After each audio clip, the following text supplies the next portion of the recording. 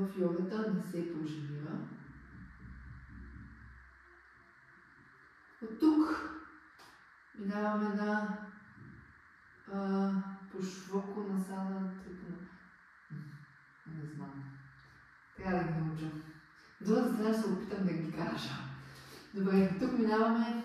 Лява ръка минава от външната страна на десен крак, дясна нагоре, супваме. Погледът е нагоре.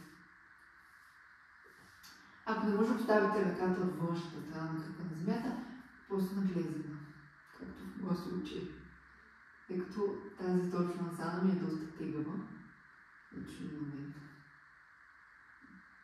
Тук пускаме и изправяме.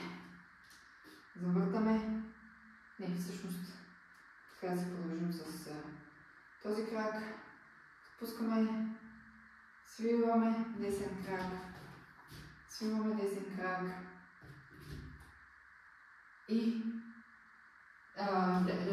десен лак на дясно коляно. Пускаме и хващаме ръцете зад гърба.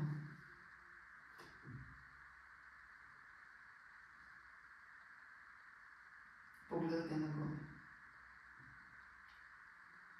Пускаме дясна ръка на земя, ляво по-хълко, погледът към долната на лява ръка.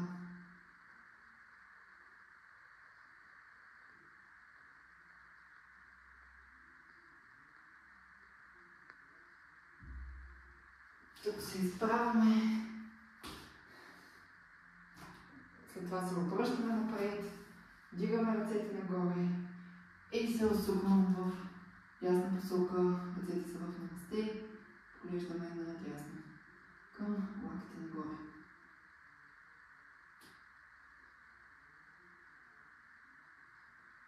Пускаме. След това поставяме дланите на земята. Ляво коляно на земя. Пускаме ръка и хубаво разтягаме. Вдигаме ръцете нагоре.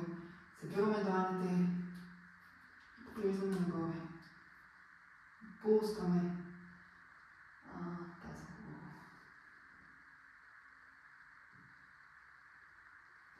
После пускаме лява ръка на земя, вдигаме дясна нагоре.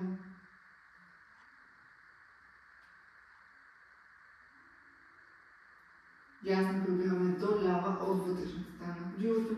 Повдигаме коляното нагоре и слагаме лакта на земя. Задържаме погледите напред. Аз съм навика да го забивам в земята. И така. Общо взето, винаги погледът е напред. Никога не го забиваме в земята. Тук се изправяме. Ставаме.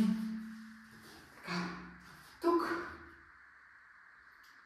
Опъваме колената, обръщаме тялото напред, сключваме ръцете зад гърба и вдишваме. И издишвайки се, пускаме към десен крак.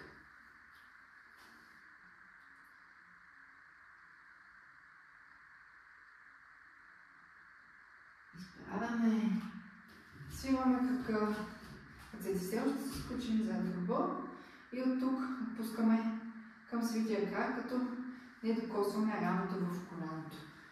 Ръцете отпускаме назад.